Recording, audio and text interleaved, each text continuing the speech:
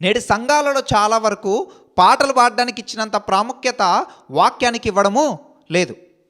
పాటలు పాడడానికి చాలా ప్రాముఖ్యతని ఇస్తారు, కానీ వాక్యాన్ని నేర్చుకోవడానికి, చదవడానికి, ధ్యానించడానికి ప్రాముఖ్యతను మాత్రము ఇవ్వరు. ముఖ్యంగా పాటలు పాడేటువంటి తలాంతులు కలిగినటువంటి వారు, సింగర్స్, వీరంతా కూడా పాటలు పాడడానికి ఎక్కువగా ఇంట్రెస్ట్ చూపిస్తారు, కానీ వాక్యం నేర్చుకోవడానికి, వినడానికి, చదవడానికి ఎక్కువగా ఇంట్రెస్ట్ చూపించరు. అదేంటి బ్రదర్, వాళ్ళు సింగర్స్ కాబట్టి వాళ్ళు ఎక్కువగా పాటలు పాడడానికి ఇంట్రెస్ట్ చూపిస్తారులే అని అనుకోవచ్చు. అయితే పాటలు ఎవరైతే పాడడానికి ఎక్కువగా ఇంట్రెస్ట్ చూపిస్తారో, మాకు పాటల తలాంతులు గలవని ఎవరైతే, పాటలు పాడే తలాంతు కలదని ఎవరైతే చెప్పుకుంటారో, మేము సింగర్స్ అని ఎవరైతే చెప్పుకుంటారో, వాళ్ళే ఇంకెక్కువగా వాక్యాన్ని నేర్చుకోవాలి, వాళ్ళే ఇంకెక్కువగా దేవుని గురించి తెలుసుకోవాలి, వాళ్ళే ఇంకెక్కువగా వాక్యాన్ని ధ్యానించి దేవుణ్ణి స్తుతించాలి. పాటలు పాడేది ఎందుకొరకండి? దేవుణ్ణి స్తుతించడానికి వాడతాం. మరి దేవుణ్ణి స్తుతించాలి అని అంటే ఆయన గురించి తెలిసి ఉండాలి కదా. ఆయన ప్రేమ గురించి, ఆయన కృప గురించి, ఆయన న్యాయము గురించి, ఆయన తీర్పుల గురించి, ఆయన దీర్ఘశాంతం గురించి, ఆయన పరాక్రమం గురించి తెలిసి ఉండాలి. తెలిసి ఉండకపోతే ఎలా స్తుతిస్తారో దేవుణ్ణి? ఫర్ ఎగ్జాంపుల్, ఒక వ్యక్తి ఉంటాడు, ఆ వ్యక్తి ఎవరో మీకు తెలీదు. నేను ఇప్పుడు ఆ వ్యక్తిని ఇక్కడికి తీసుకొని వచ్చి మీరు ఆ వ్యక్తిని పొగడండి అని నేను మీతో అంటే మీరు పొగుడుతారా? మీరేమంటారు? ఆ వ్యక్తి ఎవరో మాకు తెలియదు, ఆ వ్యక్తి గురించి మేము ఎలా చెప్తాం, ఎలా పొగుడుతామని అంటారు. ఎందుకంటే ఆ వ్యక్తి ఎవరో మీకు తెలీదు, ఆ వ్యక్తి గురించి మీకు తెలీదు, ఆ వ్యక్తిని మీరు ఎప్పుడు చూడలేదు, ఆ వ్యక్తి గురించి మీకు ఏమాత్రం సమాచారము లేదు, కనుక ఆ వ్యక్తిని మీరు పొగడలేరు. అలానే మీకు తెలిసినటువంటి వ్యక్తిని తీసుకొని వచ్చాను అనుకోండి, అది కూడా ఆ వ్యక్తి కూడా ఎక్కువగా మీకు తెలియదు, ఏదో 2-3 విషయాలు ఆయన గురించి తెలుసు, అలాంటి వ్యక్తిని తీసుకొని వచ్చి మీ ముందు పెట్టాను. అప్పుడు మీరు ఏం చేస్తారు? మీకు తెలిసినంత వరకు ఆ వ్యక్తి గురించి మాట్లాడతారు, 2-3 విషయాలే చెప్తారు. ఇంకా ఎక్కువగా చెప్పండి అంటే ఏమంటారు? మేము ఆయనను కలిసిందే తక్కువ, ఆయనను చూసిందే తక్కువ, ఆయన గురించి చెప్పమంటే ఎంతవరకు చెప్తాం బ్రదర్ అని అంటారు. అదే విధంగానే మీ స్నేహితుడి గురించి చెప్పమంటే మాత్రం ఖచ్చితంగా చెప్తారు. ఎందుకనంటే మీరు వాడితోనే సహవాసం చేస్తుంటారు, మీరు మీ స్నేహితులతోనే ఎక్కువగా తిరుగుతుంటారు, కనుక వాళ్ళ గురించి చెప్పమంటే లక్షణంగా చెప్తారు. మీ కుటుంబ సభ్యుల గురించి చెప్పమంటే చెప్తారు. అంటే ఒక వ్యక్తిని నువ్వు పొగడాలన్నా, ఒక వ్యక్తి గురించి నువ్వు చెప్పాలన్నా ఖచ్చితంగా నీకు ఆ వ్యక్తి గురించి తెలిసి ఉండాలి, ఆ వ్యక్తితో నువ్వు సహవాసము చేసి ఉండాలి, ఆ వ్యక్తిని నువ్వు గమనించి ఉండాలి, ఆ వ్యక్తి గురించి తెలుసుకొని ఉండాలి. అప్పుడైతేనే నువ్వు ఆ వ్యక్తిని పొగడగలవు, ఆ వ్యక్తిని కొనియాడగలవు. అదేవిధంగానే దేవుణ్ణి స్తుతించాలి అని అంటే నీకు ఖచ్చితంగా దేవుడి గురించి తెలిసి ఉండాలి. దేవుడి గురించి తెలుసుకోకుండా ఆయనను ఎలా స్తుతిస్తారు? ఆయన యొక్క పరాక్రమం గురించి కానీ, ఆయన యొక్క సర్వశక్తి గురించి కానీ, ఆయన యొక్క అత్యున్నతమైన ప్రేమ గురించి కానీ, ఆయన కృప గురించి కానీ, న్యాయం గురించి కానీ ఇవేవి తెలుసుకోకుండా ఆయనను ఎలా స్తుతిస్తారు? కనుక మనము దేవుణ్ణి స్తుతించాలి అని అంటే మనకు దేవుని గురించి ఖచ్చితంగా తెలిసి ఉండాలి. దేవుని గురించి తెలియాలంటే మనం ఖచ్చితంగా ఆయన వాక్యాన్ని చదవాలి, ధ్యానించాలి, వినాలి, ఆయన వాక్యాన్ని నేర్చుకోవాలి. ఆయన వాక్యంలో ఉండేటువంటి వాటన్నిటిని, లోతైనటువంటి వాటిని మనం వెదకాలి. కీర్తనకారుడు అంటాడు, నీ ధర్మశాస్త్రమందు ఆశ్చర్యకరమైన సంగతులను చూచినట్లు నా కనులు తెరువుమని అంటాడు. కనుక మనం ఆయన వాక్యాన్ని చదవడంలో ఎప్పుడైతే ఆసక్తి చూపిస్తామో, ఎప్పుడైతే నేర్చుకుంటామో అప్పుడు ఇంకా ఎక్కువగా దేవుణ్ణి స్తుతించగలం. కనుక పాటలు పాడేటువంటి వారే ఇంకా ఎక్కువగా దేవుని గురించి తెలుసుకోవాలి, వాక్యాన్ని చదవాలి వాళ్ళు. అందుకే కీర్తనకారుడు అంటాడు, ఒకసారి చదువుదాం, 119వ కీర్తన 7వ వచనం. నీతిగల నీ న్యాయ విధులను నేను నేర్చుకున్నప్పుడు యథార్థ హృదయంతో నీకు కృతజ్ఞతాస్తుతులు చెల్లించదను. ఈ వాక్యాన్ని దయచేసి జాగ్రత్తగా గమనించండి. కీర్తనకారుడు అంటున్నాడు ఏంటనంటే, నీ న్యాయ విధులను, నీతిగల నీ న్యాయ విధులను నేను ఎప్పుడైతే నేర్చుకుంటానో అప్పుడు నేను యథార్థ హృదయంతో నీకు కృతజ్ఞతాస్తుతులు చెల్లించదను అంటున్నాడు.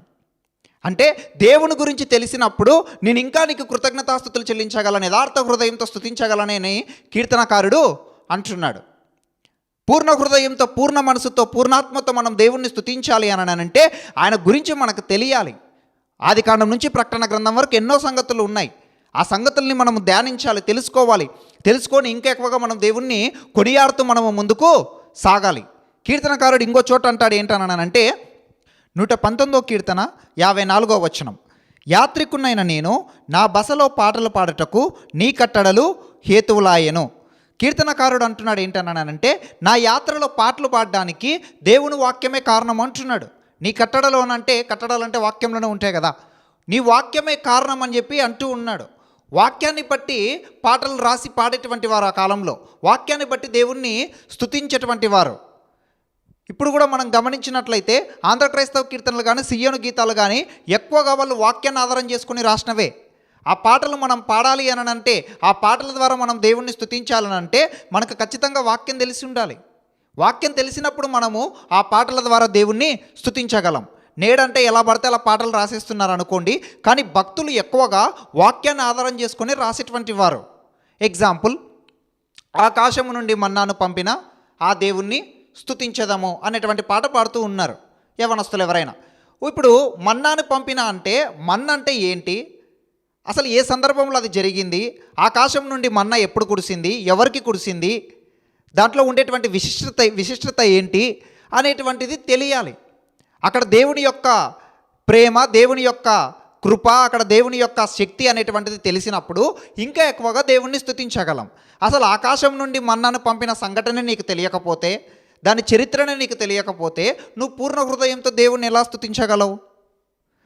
అదేవిధంగానే ఎరికో గోడలు ముందున్న ఎర్ర సముద్రము ఎదురైనా అని పాట పాడుతూ ఉన్నారు. అద్భుత దేవుడు మనకుండగా భయమేలా మనకింకా అని చెప్పి. ఇప్పుడు ఎరుకో గోడలు ముందున్నా అంటే ఆ ఎరుకో గోడలు ఎక్కడున్నాయి, ఆ ఎరుకో గోడలు ఎలా పడిపోయాయి, ఆ ఎరుకో గోడలను ఎవరు పడగొట్టారు, ఆ ఎరుకో గోడలు ఎవరికి ముందుగా నిలబడ్డాయి, ఇవన్నీ కూడా మనం ధ్యానించినప్పుడు, వాక్యాన్ని ధ్యానించినప్పుడు మనకు తెలుస్తాయి. ఆ ఎరుకో గోడలను దేవుడు ఎలా పడగొట్టాడు, ఆయన శక్తి ఏంటి, ఆయన గొప్పతనం ఏంటో మనకు తెలుసుద్ది. అప్పుడు మనం ఇంకా ఎక్కువగా దేవుణ్ణి స్తుతించగలం. ఎర్ర సముద్రం ఎదురైన అంటున్నాం. ఎర్ర సముద్రం ఎప్పుడు ఎదురైంది, ఎవరికి ఎదురయ్యింది, ఆ ఎర్ర సముద్రం ఎదురైనప్పుడు దేవుడు దాన్ని ఏం చేశాడు, ఎలా 2 పాయలుగా చీల్చాడు, ఎలా ఇజ్రాయేలులను నడిపించాడు, ఈ సంఘటనలు తెలిసినప్పుడు దేవుని యొక్క శక్తి, దేవుని యొక్క ఔన్నత్యం ఏంటో తెలుస్తుంది.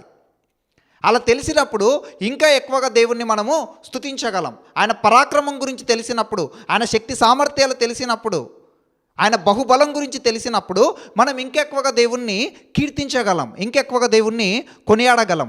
లేదనంటే జస్ట్ ఊరిక పెదవులతో గణపరుస్తాం అంతే. ఆ లిరిక్స్ని పాడుతున్నా కూడా అనుభవం లేకుండా, అనుభవించకుండా, ఏదో జస్ట్ ఒక నోటితో పాడాలంటే పాడుతూ ఉంటారు. ఆ పాటలు పాడుతున్నప్పుడు ఎలా పాడాలి అనంటే మనము హృదయములలో గానము చేయొచ్చు. ఒకసారి చదవండి కొలసీలకు రాసినటువంటి పత్రిక 3వ అధ్యాయము, కొలసీలకు రాసినటువంటి పత్రిక 3వ అధ్యాయము 16వ వచనం. సంగీతములతోనూ కీర్తనలతోనూ ఆత్మ సంబంధమైన పద్యములతోనూ ఒకనికి ఒకడు బోధించుచు బుద్ధి చెప్పుచు కృపాసహితముగా మీ హృదయములలో, అది దయచేసి నోట్ చేసుకోండి, మీ హృదయములలో దేవుని గూర్చి గానము చేయించు సమస్త విధములైన జ్ఞానముతో క్రీస్తు వాక్యము మీలో సమృద్ధిగా నివసింపనీయుడి. మీ హృదయంలో దేవుని గురించి గానం చేయొచ్చు అంటున్నాడు. హృదయంలో దేవుని గురించి గానం ఎప్పుడు చేయగలము? ఆయన గురించి తెలిసినప్పుడు. మనం దేని గురించి అయితే, మనం ఏ పాట అయితే పాడుతున్నామో, ఏ లిరిక్ అయితే పాడుతున్నామో దాని భావము మనకు తెలిసినప్పుడు, అప్పుడు హృదయములలో పూర్ణ హృదయంతో మనము దేవుణ్ణి గానం చేయగలం, దేవుణ్ణి స్తుతించగలం.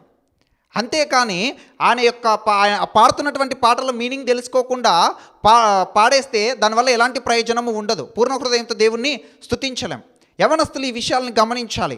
మీరు ఎక్కడైనా ఏదైనా కానీ ఒక పాట వింటే ఆ పాట యొక్క మీనింగ్ తెలుసుకోండి. వాక్యంలో ఎక్కడుంది, దాని చరిత్ర ఏంటి, ఆ లిరిక్స్ని ఎలా రాశారు, ఎవరు రాశారు, ఎందుకు రాశారు, ఏ ఉద్దేశంతో రాశారో కాస్త ధ్యానించండి.